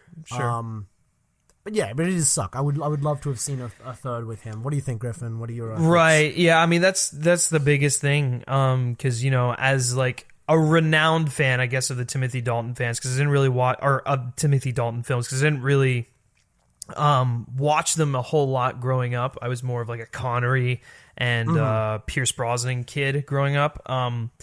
But like it's kind of disheartening because like I wanted to see that third one just to get the complete trilogy, just to say, you know what, he did 3 films. It's not an awkward number like 2, and it's not just like a one-off like George Lazenby. And so, I mean, I feel like the complete experience would have been the 3 films. It would have made him less of a sad footnote, I feel, you know? Oh, absolutely. I feel like he's such a good... He gives such a good performance, and his movies are so good. Yeah, I agree. Yeah. That it's a shame that he's often overlooked because you've got Connery, Roger Moore, and Pierce Brosnan. Yeah, and now Daniel Craig, and I can't put my finger on it, but a lot of like the general movie-going audiences were not huge fans of those films, and I just, for the life of me, will not understand it because I think they're great. It's really the precursor to what Craig did or what Craig is doing in his films. If you don't have those Timothy Dalton movies, then you don't have the Craig films like they are today. And I think they give some of the most mature. They tell some of the most mature Bond stories out of the entire franchise. And absolutely agree, they definitely don't get the recognition they deserve. And I think that if Timothy Dalton had signed on for that third Bond film, they probably would have gotten that second look. Yes, I understand his reasoning for sure. I mean, I'm with him too. I probably would not want to do 4 or 5 after that long hiatus. So it's just an unfortunate series of events. Or series of unfortunate events. Yeah, there you go. There I thought you were going with that. Yeah. Yes, I could have made the pun, but it would have made no sense in this context. But yeah, I mean, when do they ever? But yeah, no, yeah. so We spent a good chunk talking about Westworld. So I mean, that's it. There's the non sequiturs are not enough. But, right.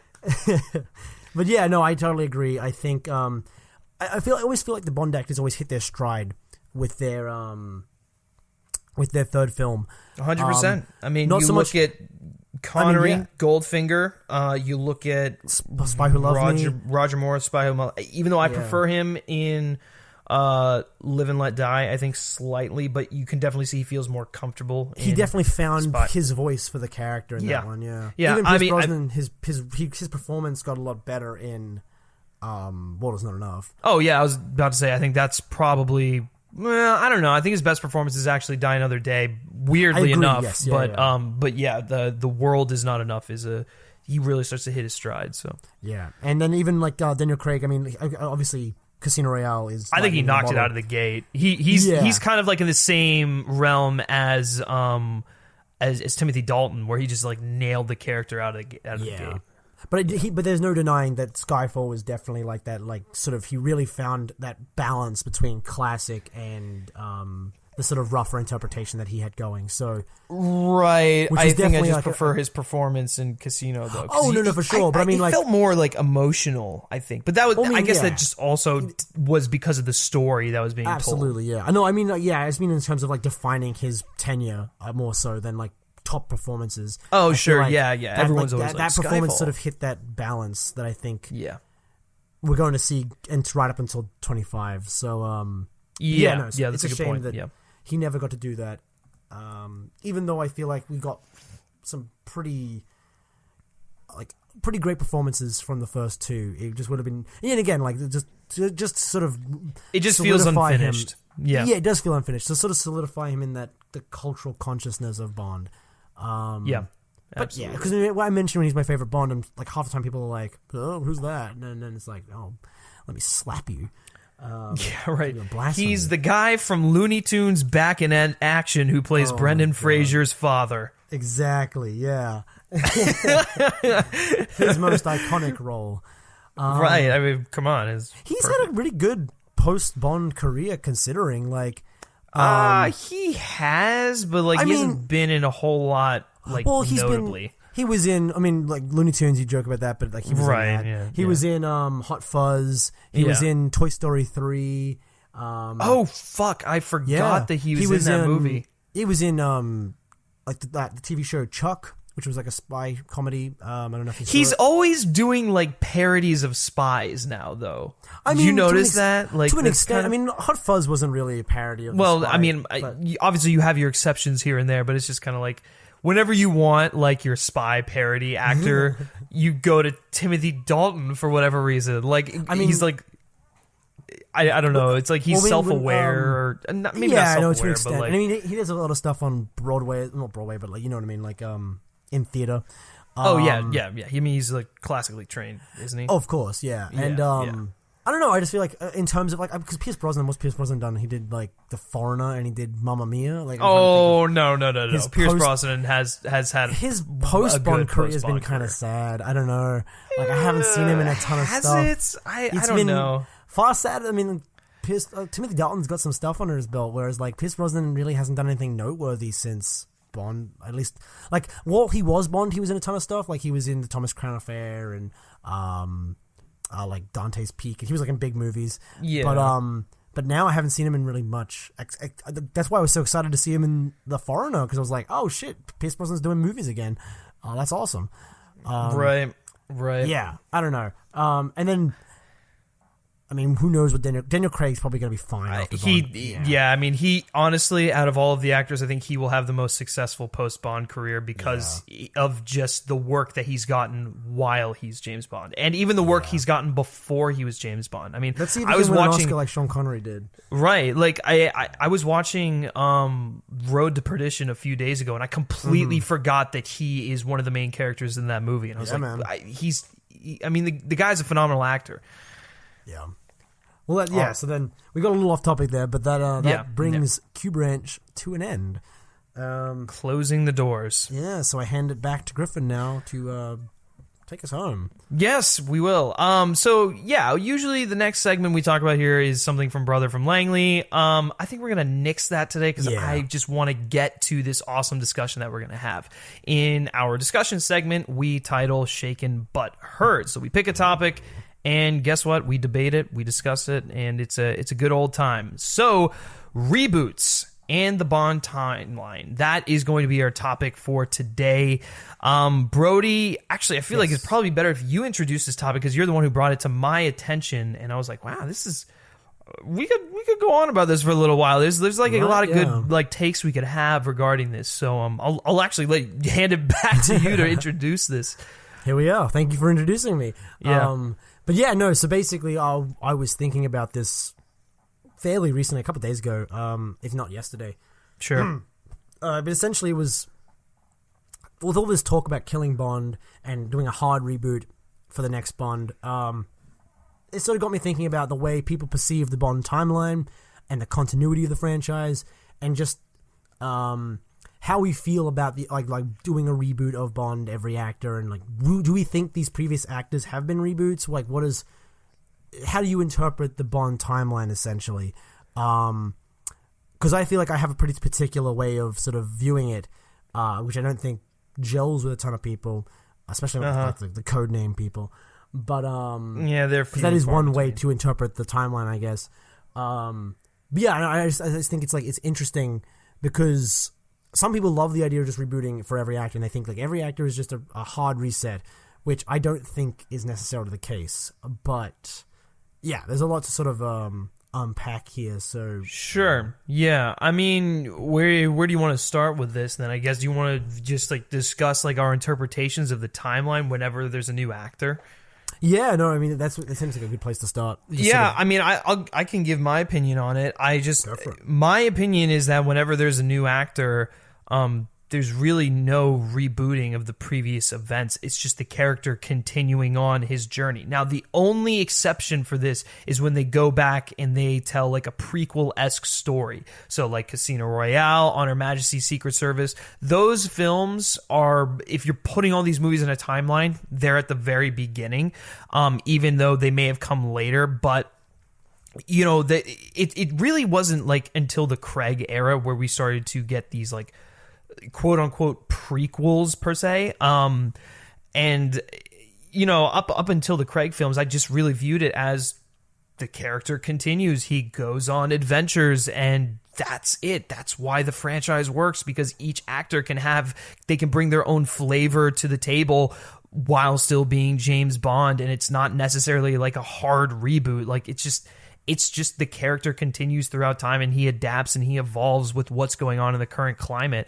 of the world. And so that's just how I've always viewed them. And then, you know, it's kind of weird. I didn't even really consider like Casino Royale a reboot, even though, you know, retroactively looking back on it, yeah, it's very much a reboot because it's when Bond was first starting out. But like at the same time, it's not though, because you could just place those movies at the beginning of the timeline if you really wanted to watch like them chronologically in order of like when they happen. Yeah, okay, the Craig films go first, then you throw in On Her Majesty's Secret Service.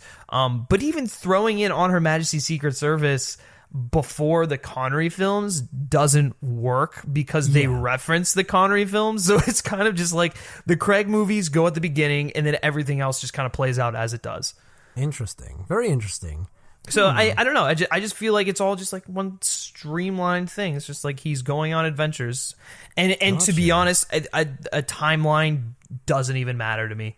That's the thing. It's honestly irrelevant. Yeah. Yeah, no, I think I totally agree with that. Like, a timeline isn't entirely necessary or relevant. But for the sake of... Well, it's a different kind of franchise, you know? It's not like a connective universe type thing. It's just literally the character and the adventures he goes on. Yeah, it's almost like myth, where it's like you tell a bunch of different stories about this one mythic character, and sometimes they contradict each other, but there's like a kind of a general through line that is like, this is just tales about this guy. Right. But for the sake of entertaining the thought, the way I've always sort of thought about it, especially like when I was younger, because continuity is one of those things that used to bother me a lot more than it like kind of does now. I guess that's just kind of like when you're younger, you kind of want to make sense of everything. You kind of want everything to fit together. Oh, sure. Yeah. So I kind of got more hung up on it. And so here's the interesting. This is where mine gets a little weird, and I wouldn't begrudge anyone for not thinking about this as much as I've thought about it, or the same way that I do. So here's the thing. The timeline doesn't make any sense. Like the second you do Majesty's Secret Service, because even though they reference earlier Connery films, Bond meets Blofeld in the previous film, and then he meets Blofeld again, and then neither of them recognize each other. There's like little details here and there that make it kind of hard, like that. Right. Yeah. And so this is how I view the timeline, though. This makes it fun. Just again, for the sake of it making a fun little sort of timeline. I think the Bond franchise is multiple different timelines that somewhat overlap. I was honest to God about to make a joke. I was about to make a joke about this, saying that that George Lazenby was Earth 2. Like this is fucking hilarious. I can't believe that I was on. Yeah. That's totally how I see it, though. I mean, I grew up like reading DC Comics, so this is probably why. I think of things like this. But wow, I'm really keen to hear this. Essentially, so here's the thing. So essentially, on Earth 1 is... You go from... I don't want to call it Earth 1 because I don't want to say this is like the definitive timeline. But the first timeline is basically you go from Dr. No through to You Only Live Twice. We'll call this the Connery timeline. You go through Dr. No through to You Only Live Twice. You skip Majesty's, and you make Diamonds Are Forever a direct sequel to You Only Live Twice. Right. Meaning he's just hunting down Blofeld because of what happened in the previous film. It has nothing to do with like the revenge for Tracy. But they do talk about the revenge for Tracy. They don't reference it immediately. They just say like, "Oh, I hope you've got that out of your system now that you've killed Blofeld." And it's like he had plenty of reason to kill Blofeld beyond Tracy dying. Honest to God, I think we'd be better off if we just wiped Diamonds Are Forever from the timelines. That's the next timeline, though. So this timeline, it goes from You Only Live Twice to Diamonds Are Forever. And that kind of makes sense in terms of the escalation of Connery's films. Sure. And I kind of feel like they were willfully ignoring Diamonds Are Forever when they made it. So I feel like Diamonds Are Forever pretty much does ignore Her Majesty's Secret Service. So might as well just assume what the creators had in mind, and then that's the timeline. And then your second timeline is the Lazenby timeline, which goes from Dr. No through till Majesty's, and that's it. Like, so you don't have Diamonds Are Forever after that, and you don't even have You Only Live Twice. Sorry, it's Dr. No to Thunderball to Majesty's, right? To kind of retcon the Blofeld encounter. Yes, so you don't have Bond's first encounter with Blofeld is now in Majesty's, and that's the end of that sort of timeline. Okay. In terms of direct continuity, and then you have the Roger Moore timeline, which assumes that everything from the Lazenby timeline happened except for Diamonds Are Forever and You Don't Live Twice. Right. So yeah, those kind of movies, just you kind of because pluck them you've got like the classic Bond films plus you like the first 4, and then you've got Majesties, because they reference Tracy directly in both Spy Who Loved Me and in For Your Eyes Only. Right. And they mention Blofeld has the broken neck, which he had in Majesties. In Majesties, right? Yeah, and he's bald, so he's obviously not fucking Charles Gray. Yeah. What awful casting! Just my god, Charles Gray is so fucking funny. He's in drag in one of the scenes. Oh my god, he's ridiculous. Yeah. But one of my favorite lines to quote though is from Charles Day. I was going to say Charlie Day. Is from fucking Charles Gray, which is he's like when he's this is like a non sequitur, but he's like holding up Bond in the White House in the casino, and he goes, he's about to explain the plan, and he's like, well, he's not going to do it because he goes, what do you say? He's like, it's late, I'm tired, and there's so much left to do. And it's just so ridiculous and delightful and campy that I quote it all the time. But, so yeah, as ridiculous as he is as Blofeld, I always thought that was funny. But anyway, so that's your Roger Moore timeline, and that ends with View to a Kill. And then he rides off into the sunset, I guess. And then you have another little soft reboot, which is the Dalton timeline. And the Dalton timeline and the Pierce Brosnan timeline, I feel I feel like they could be separate, or they could be connected, right? Like, and those the same. The only thing that carries over into the Dalton Brosnan timeline is that that Tracy died. So Her Majesty's Secret Service sort of carries on through all of these films. It's kind of like the one film that informs all of them. Except for that original Connery one, which is just ignores it. But so in this timeline, Tracy died way long ago because they reference it in License to Kill. And the reason I think you could conjoin the timeline with the Dalton timeline with the Brosnan timeline is that there's a 6-year gap, right, between License to Kill and GoldenEye. Yeah. And there's a 6-year gap between the opening scene of GoldenEye and the rest of GoldenEye, which I feel like was intentional, obviously.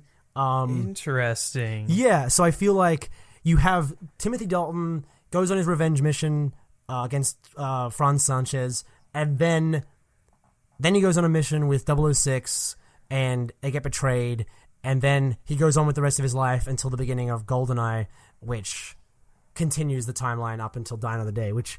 and then you have a hard reboot with Daniel Craig, and that brings us straight into, like... That's the only one that isn't, like... Doesn't rely on any of the previous continuity, so there's no traces. Yeah, the Craig films are kind of like their own thing. Yeah, so that's how I view the timeline. Super convoluted, and I don't think anyone has ever thought about this much, but I just think that would be... the only way you could possibly make any of this make sense. But it kind of does make sense when you do that. Like, no, it does when you lay it out like that, and you kind of like pick and choose what you want to take from the films and how you want to continue it. Honestly, you could say all of the films connect, minus the Craig ones, which is very obviously like its own thing. You could say all of them connect if you just wipe out You Only Live Twice and Diamonds Are Forever. Yes. Yeah, exactly. Which, I mean, that's another argument you could make. You could say that the Connery timeline directly leads into the because Connery and Roger Moore was older than Sean Connery when he started. Right. You could always argue that Live and Let Die follows straight on from Diamonds Are Forever. I'm just saying everything today. Wait, from Diamonds Are Forever? Really? You could argue because you could argue it's the same Bond going through. The only thing the reason why you can't is because you need Majesties, because it's referenced in like every single franchise, which is kind of funny because they didn't really want to reference it afterwards, I guess, with the Diamonds, which is I'd just rather retcon You Only Live Twice and Diamonds Are Forever because they do nothing to really.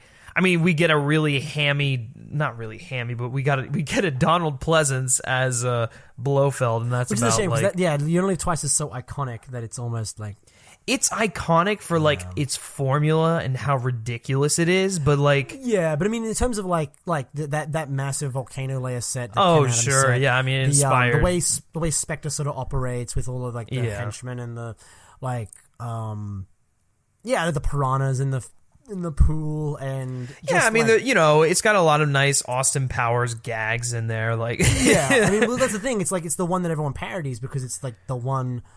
Everyone because it's so ridiculous. It's almost immediately the most iconic looking Bond film, which is so strange because it's not one of the best ones. But it's interesting.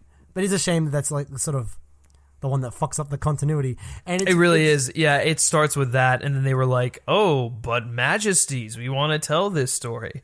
You know what's ridiculous? Well, that's the thing. They should have just gone straight from Thunderbolt to Majesties. Yeah, because the problem was with.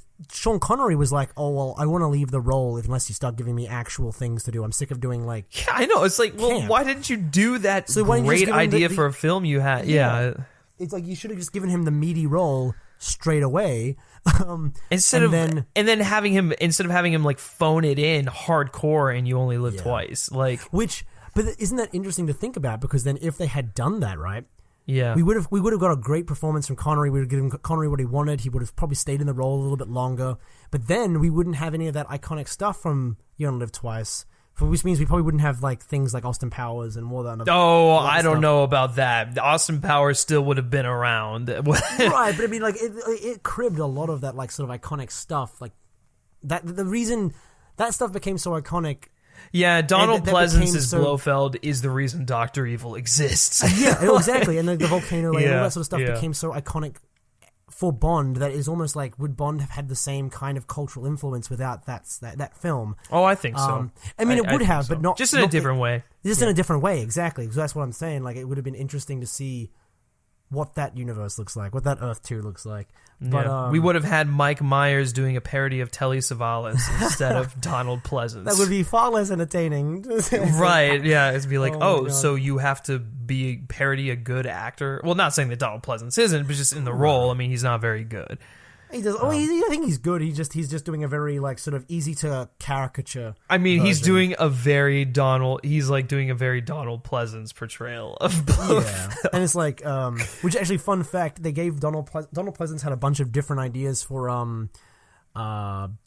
like sort of handicaps to give Blofeld. Originally, he was going to give him like a limp hand, and he had like a bunch of different ideas. And they eventually just said, "Okay, we'll do the scar. The scar seems easy enough." Yeah. But then the prosthetic ended up hurting his eye because he had to constantly wear it. So I guess that backfired on him. But anyway, yeah. So like, I guess segueing that into reboots. I don't think just because they did one reboot, I think they've only ever done one of like full on hard reboot. Oh yeah, Casino. Yeah, the Craig films are really the only. Like License to Kill definitely rebooted. But it was like a soft reboot. It was informed by the films that had come before. It was sort of like you consider License to Kill the reboot before? Not License to Kill. Sorry, Living Daylights. Oh, okay, yeah. So it was more of a reboot in terms of tone as opposed to story. Well, yeah, and that's the thing. But it definitely did like sort of reset things a little bit. It expects you to have seen the previous films, but it doesn't expect you to believe that the same Bond in Thunderball was the Bond in License to Kill. You know what I mean? Like, I think there was like a sort of an expectation that so much time had passed between those films that it was sort of like, okay, this is definitely a different continuity. Not that anyone in the 80s was thinking about this. Well, but I don't know if I consider it different continuity. It's just like it's continuing the story, but it's adapting with the times, kind of going back to like how I view but that's what I mean, like a floating timeline where they just sort of compress everything that happened before. You can throw out certain things. Like I'm sure they didn't expect anyone to think that Roger Moore and Timothy Dalton were playing the same version of Bond. You know what I mean? Right. So that was more of a soft reboot. They still expected you to have seen those films. Whereas with Daniel Craig, you can pretty much start with Casino Royale having never seen a Bond film, and you get it. There's no There's no previous information you need watching that. No, because it is the not that origin. You need previous information watching the other ones. It just sort of informs that sort of universe. Right. But yeah, so I don't think they should do another reboot. They've just rebooted it. and I don't think Bond is a franchise that needs to be rebooted this often. Yeah, it doesn't even really. Yeah, I mean, like the Craig didn't even need to be rebooted. Like they could have just done Casino Royale and then just like made Bond films not attached to it, and just have Casino Royale be the prequel to Doctor No or the rest of them. You know what I'm saying? Which I don't think anyone would have. But I don't think anyone would have bought that just because. I mean, like in terms of. Like an actual time, like progression of time, there's no way Casino Royale could have taken place before Doctor No, just because one's in the 60s, one's in. I mean, if you take obviously the time period out of it, the story, right? Yeah. I still think it was probably necessary if you're going to go back to retell the origin. I think a reboot was probably necessary in that case. Sure, I'm glad they did it. Yeah. Because I mean, the same. I'm just happy that they were able. You could have done that. You could have done like a Batman Begins story, and it is assumed later on he goes and fights the Joker, Jack Nicholson's Joker. Right? Yeah, I guess that's a good point. It was just easier to reboot it and just start again. And at this point, there's no way you could connect those two timelines because I know you mentioned that before. But it's like, really really hard. We've now reintroduced Blofeld, and they're like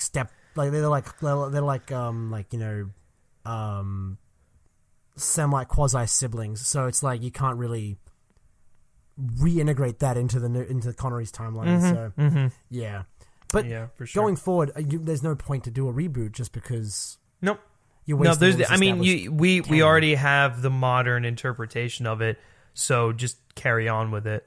You know. Yeah. Absolutely. You can go. You could maybe do like a handful of films with a new actor, where you kind of go back and try and emulate some of the more traditional style. I mean, we saw a little bit of it in Spectre. You could definitely try and do that just because of the legacy. Absolutely, yeah. But I mean, we don't need to go back to the ridiculousness of Roger Moore in the 70s because that just, I mean, Kingsman's able to make it work, but it's also like borderline parody. So, I agree with you. There's really no point to reboot it again. You don't need to reboot it every time you change actors because it's just the character, like I've mentioned through the entirety of this podcast, the character lives on.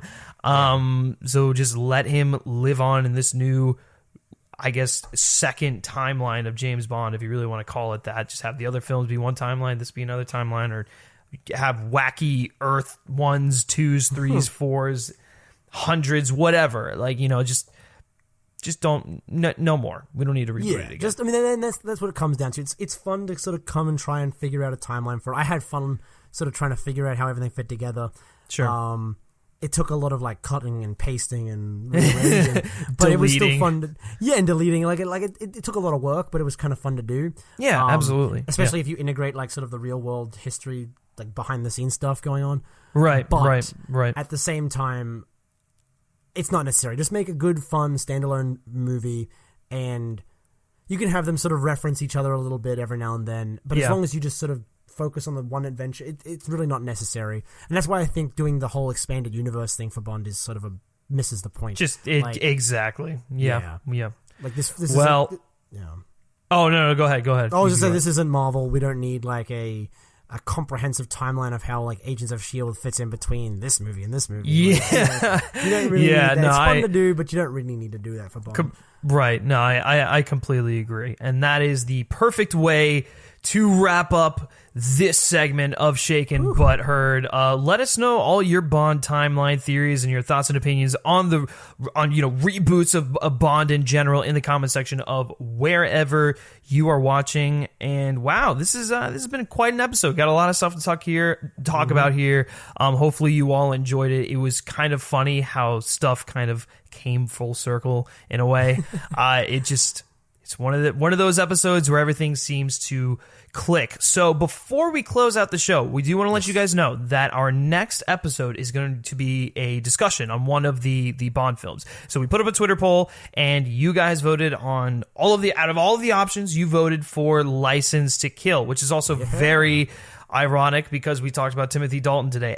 Literally everything is connected. This podcast is literally the MCU. It's beautiful.